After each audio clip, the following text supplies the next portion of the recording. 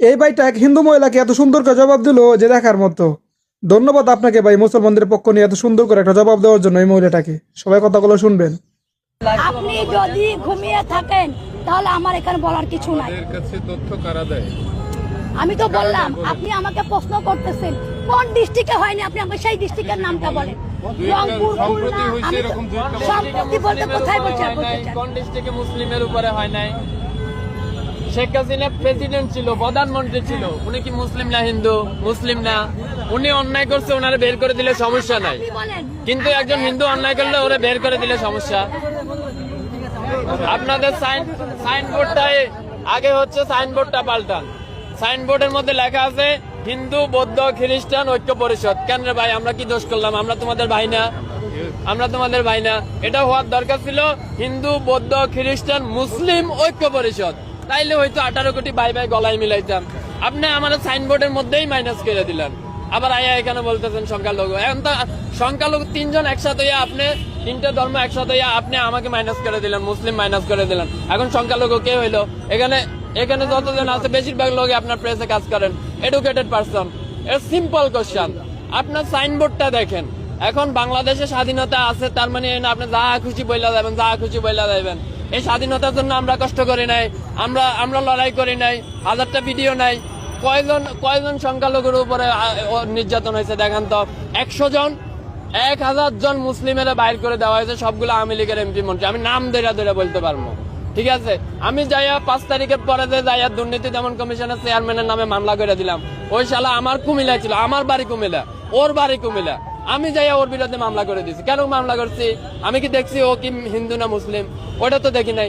দেখছি সে অন্যায় করছে, 11,000 লাখ কোটি টাকা আমার দেশ থেকে পাচার হয়েছে, এর জন্য সে দায়। ব্যাস, তার নামে মামলা করে দিচ্ছি। গতকালকে তারা দুদক কমিশন পদত্যাগ করছে, আপনারা জানেন। ব্যাস, খালাস। এখানে সংখ্যালঘু কি হলো? মানে মুখ দিছে তো আল্লাহ, যা খুশি তা বললেই যাবেন, যা খুশি তা বললেই যাবেন। এতদিন তো বলতে পারেন নাই। ওই যে বিশ্বজিৎ, আচ্ছা ওই যে বিশ্বজিৎ তো সংখ্যালঘু ছিল। বিশ্বজিতের যখন আওয়ামী লীগের পোলাপান রাস্তায় পালাইয়া কোবাইতেছিল, আর বিশ্বজিৎ যখন বলতেছিল ভাই আমি মুসলিম না আমি হিন্দু, ফ্যানটা খুইলা দি তোমার দেখাই আমি হিন্দু, তখন আপনাকে এরকম দরদ কইছিল। তখন বলতে পারেন নাই আমার সংখ্যালঘুরা কেন কোবাইলো? তখন তো বলেন নাই। কেননা তখন আপনার মা ছিল শেখ হাসিনা, তার পোলারা হচ্ছে কোবাইছে, এর লাগে আপনি কিছু বলতে পারেন নাই। বিশ্বজিতের ঘটনাটা সারা ওয়ার্ল্ডে কে দেখে নাই? কে দেখে নাই? কে দেখে নাই? প্রেসে কাজ করে, জেনারেলি রাস্তায় থাকে, একজন এডুকেটেড পারসন, কে জানে না? Everyone know that. বিশ্বজিতের ঘটনা, সে হিন্দু ছিল, তারে বলতেছে যে আপনি শিবির করেন। এটা কই সে বলতেছিল, প্রকাশ্যে বলতেছিল যে না আমি শিবির করি না, আমি হিন্দু, প্যান্টটা খুলে দেখায়। এইরকম অবস্থায় হতো আওয়ামী লীগের লোকেরা পালাইয়া কোবাইছে না? তখন আপনাদের সনাতনী চেতনা কইছিল ভাই, এখন কেন চেতনা আইছে?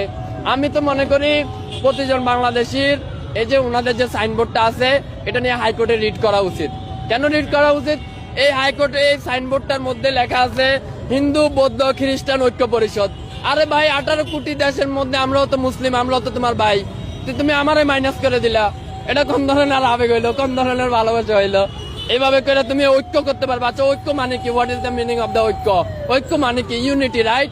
তো ইউনিটি, আপনি 3টা ধর্মের রিলিজিয়ন একসাথে নিয়ে আসলেন, আরেকটারে মাইনাস করলেন। What is that kind of unity?